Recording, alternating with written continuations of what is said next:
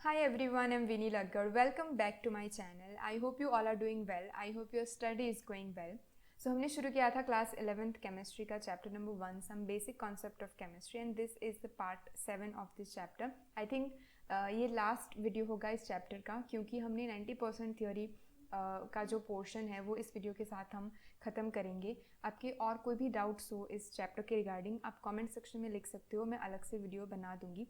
But मेरी तरफ से जो भी थियोरी वाला पोर्शन था वो मैंने कवर करवाया है. सो ये जो पार्ट 7 है वो लास्ट वीडियो होगा और इस वीडियो के अंदर हम देखेंगे कि हम कंसंट्रेशन को कैसे डिटरमाइन करते हैं, किस यूनिट में हम मेजर करते हैं.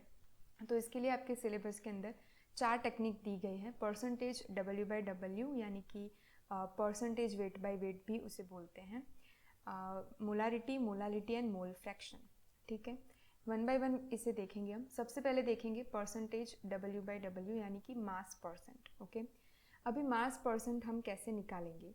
तो हमारे पास कोई भी सॉल्यूशन होता है, उस सॉल्यूशन के अंदर 2 पार्ट होते हैं. एक सॉल्यूट होता है जिसकी क्वांटिटी कम होती है और एक सॉल्वेंट होता है जिसकी क्वांटिटी ज़्यादा होती है. अगर मैंने आपको शुगर का सॉल्यूशन दे दिया तो उसके अंदर जो शुगर है वो सॉल्यूट है, क्योंकि जो शुगर होगी वो हम कम क्वांटिटी में लेंगे. ठीक है, पानी से तो हम कम ही क्वांटिटी में लेंगे. मान लो कि आपने 2 ग्राम शुगर लिया और उसके सामने आपने 5 ml या फिर 10 ml या फिर जो भी 10 ml, आप जो भी वॉल्यूम लेना चाहो आप आपके सॉल्वेंट का वो आप लोगे. तो आपका जो शुगर का सॉल्यूशन बनेगा उसके अंदर जो ज़्यादा क्वांटिटी में दिखेगा वो आपका सॉल्वेंट होगा और जो कम क्वांटिटी में दिखेगा वो आपका सॉल्यूट होगा. ठीक है, तो हम मास परसेंट कैसे निकालते हैं. Mass of solute upon mass of solution into 100. Generally अगर आपका 100 मार्क्स का पेपर हो, आपके उसके अंदर 40 मार्क्स आए तो हम परसेंटेज कैसे निकालेंगे. 40 अपॉन 100 करेंगे यानी कि जितने मार्क्स ऑब्टेन हुए हैं अपॉन जितने मार्क्स का आपका टोटल एग्जाम था इनटू हम 100 कर देंगे तो हमें परसेंटेज मिलेगा.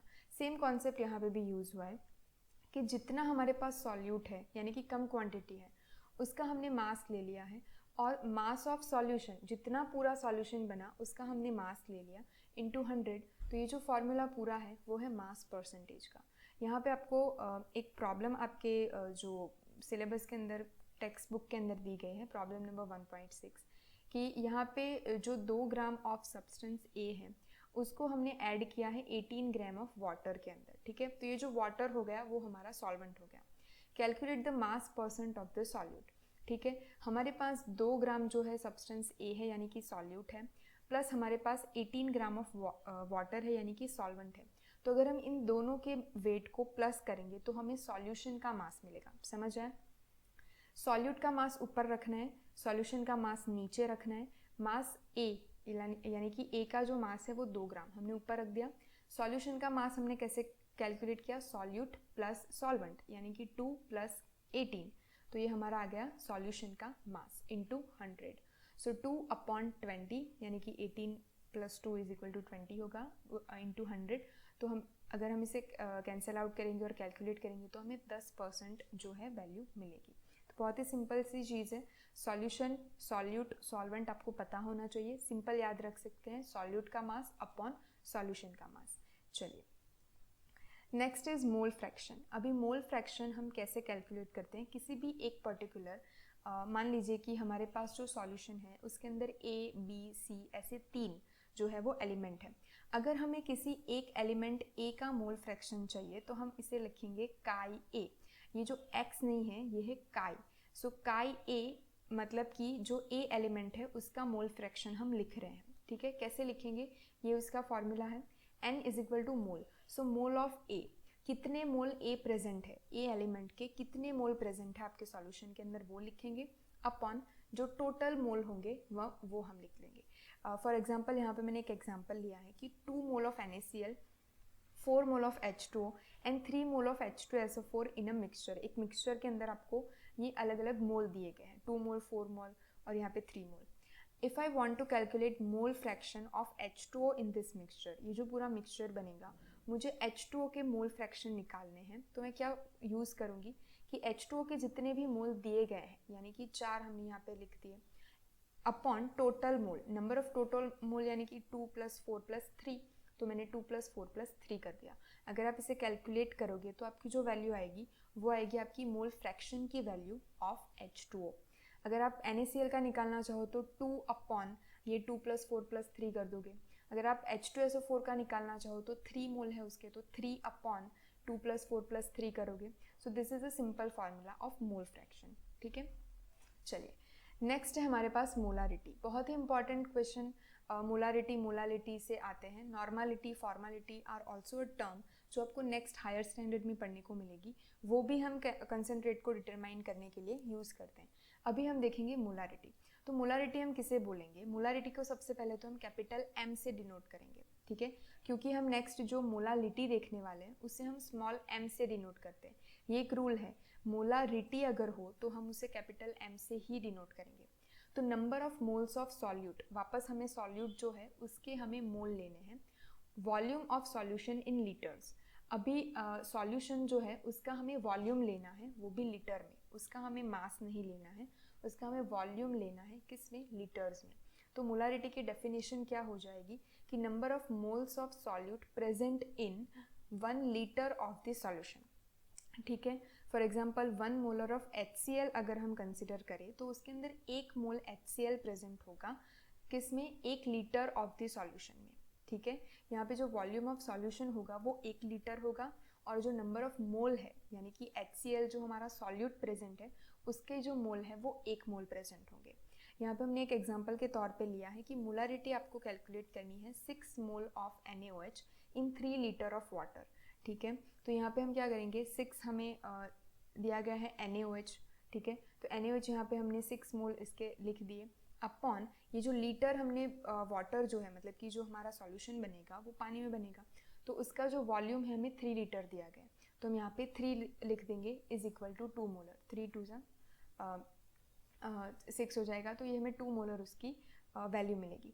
ठीक है, अगर हमें यहाँ पे सॉल्यूशन ml में दिया गया हो तो हमें यहाँ पे 1000 उसको इंटू करना पड़ेगा। वो एक बेसिक सा कन्वर्जन है जो आपको समझ में आएगा कि 1 litre is equal to 1000 ml होता है। ठीक है, तो अगर हम यहाँ पे लीटर्स के बजाय ml में वैल्यू लिखना चाहें तो ऊपर हमें 1000 को इंटू करना पड़ेगा।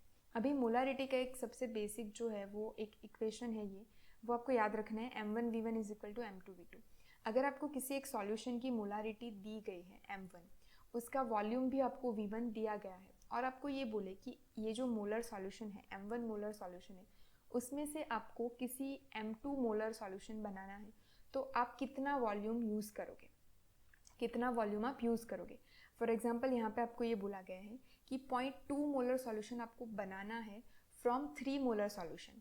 फ्रॉम 3 मोलर यानी कि जो m1 आपको दिया गया है वो 3 मोलर सॉल्यूशन दिया गया है, और उसमें से आपको बनाना कितना है? 0.2 मोलर बनाना है। ठीक है, अभी ये जो 3 मोलर सॉल्यूशन की जो वॉल्यूम है वो आपको 3 लीटर दी गई है, 3 लीटर दी गई है, तो हम यहाँ पे ये सारी वैल्यू रखेंगे और यहाँ पे पुट करेंगे। m1 is equal to 3 molar दिया गया है, v1 आपको 3 लीटर दिया गया है, उसमें से आपको बनाना है 0.2 मोलर, तो हम कितना वॉल्यूम यूज़ करेंगे? तो ये जो v2 की वैल्यू आ जाएगी वो आपको सिंपल मैथमेटिकल कैलकुलेशन से मिल जाएगी।